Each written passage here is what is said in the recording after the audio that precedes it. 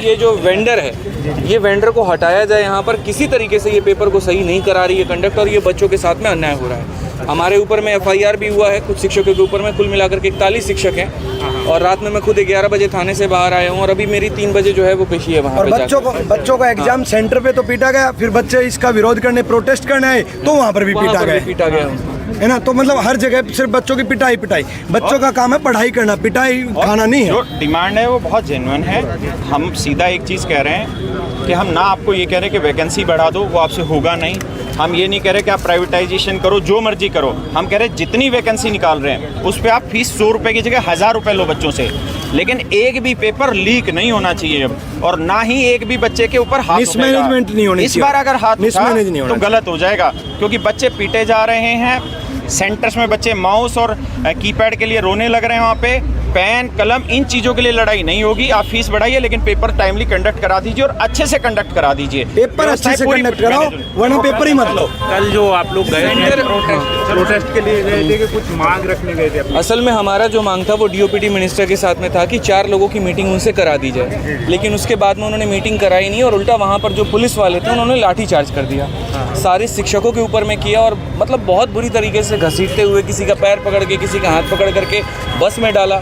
अलग अलग जगह में दिल्ली में बसों को छोड़ा, कोई एक जा कर के गुड़गांव मानेसर में, मुझे ले गए वहाँ पर बवाना साइड में, काफ़ी देर तक बिठाए रखा, ना पानी दिया ना कुछ दिया। कोई दिक्कत नहीं है, तुम जो अत्याचार करना है करो। प्रॉब्लम यहाँ पर यह कि पेपर सही से कराओ, इस बात को लेकर के। और उसके बाद शाम को फिर जंतर मंतर पर धरना किया तो वहाँ भी लाठी चार्ज कर दिया। काफ़ी चोटें आई, आप देख सकते हैं यहाँ पे पूरा गला छिला हुआ है मेरा यहाँ, ठीक है। FIR भी मेरे ऊपर में हुआ है, तो अभी उसी के लिए मुझे DCP ऑफिस भी जाना है। कनॉट प्लेस में मेरे ऊपर FIR हुआ है। तो ये टीचर्स को डिटेन किया गया? टोटल 41 टीचर पे एक FIR है और 10 टीचर पे एक जगह FIR है। FIR? हाँ बिल्कुल FIR है। अच्छा, तो इसमें आप लोग तो शांतिपूर्वक गए थे वहाँ पर, फिर भी FIR क्यों? FIR उन्होंने इसीलिए किया क्योंकि आपने कोई परमिशन नहीं ली हमसे, इसी वजह से। अब जंतर मंतर ऐसी जगह है जहाँ धरना स्थल के लिए बना है। पहले दिल्ली पुलिस ये कह रही है कि आपको धरना देना है तो वहाँ जाके दो, और जब हम वहाँ धरना देने जा रहे तो जाकर के FIR कर दे रहे हैं।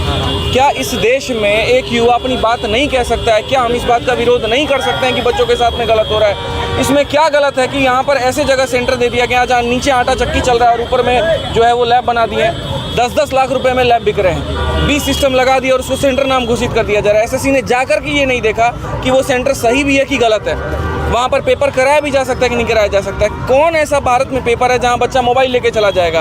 और क्या ऐसे जगह से जो बच्चे नियुक्त होकर के आएंगे, क्या वो सही तरीके से नियुक्त होंगे? क्या वो डिपार्टमेंट में सही तरीके से काम करेंगे? एक देश को एक जो दरोगा मिलेगा, क्या वो सही तरीके से नियुक्त होकर आया होगा? चिंता का ये विषय है यहाँ पर। या तो भर्तियाँ मत निकालो, और नहीं तो निकालो जो बच्चों का हक है तो उसको निष्पक्ष तरीके से कराओ, वो हमारा अधिकार है। आगे का प्लान क्या है सर? आगे का प्लान यही है कि पूरे भारत में ये आवाज़ उठेगी, हर जगह पर होगी। आज बंगाल में जो है धरना चल रहा है, प्रयागराज में धरना चल रहा है, पटना में चल रहा है। और मैं सभी लोगों के, पूरे देश में जितने भी बच्चे हमें देख रहे हैं, आप जहां पर हैं आप वहीं से अपने धरना को शुरू करिए।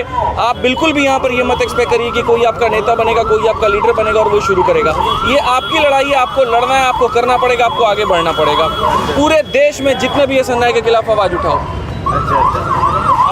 और क्या कहेंगे स्टूडेंट से जो एग्जाम भी चल रहे हैं? जो एग्ज़ाम चल रहे हैं, मैं बस इतना कहूँगा, तुम्हारे पास में बहुत कम वक्त है। 13 अगस्त से तुम्हारा सीजल का पेपर शुरू हो जाएगा। जितना कोशिश कर सकते हो ग्रीवांस डालने की, ट्विटर पे कैंपेन करने की, अलग अलग जगह पर प्रोटेस्ट करने की, आप उतना करिए ताकि सरकार को, इस बहरी सरकार को आवाज़ पहुँचे, इसको समझ में आए यहाँ पर कि ये जो खिलवाड़ हो रहा है पेपर के नाम पर, ये बंद होना चाहिए। थैंक यू जी, बोलिए, क्या कहना चाहेंगे? आप देख सकते हैं कि इतनी कड़ी धूप में ये सारे छात्र यहाँ इकट्ठे हैं। ये क्यों इकट्ठे? क्योंकि इनके हक पर डाका डाला जा रहा है। इनकी जो जायज़ मांग थी, कल छात्र व शांतिपूर्वक आवाज़ उठा रहे थे, शिक्षक थे हमारे साथ, कोई उग्रवादी लोग नहीं थे, बेहद सम्मानित लोग थे।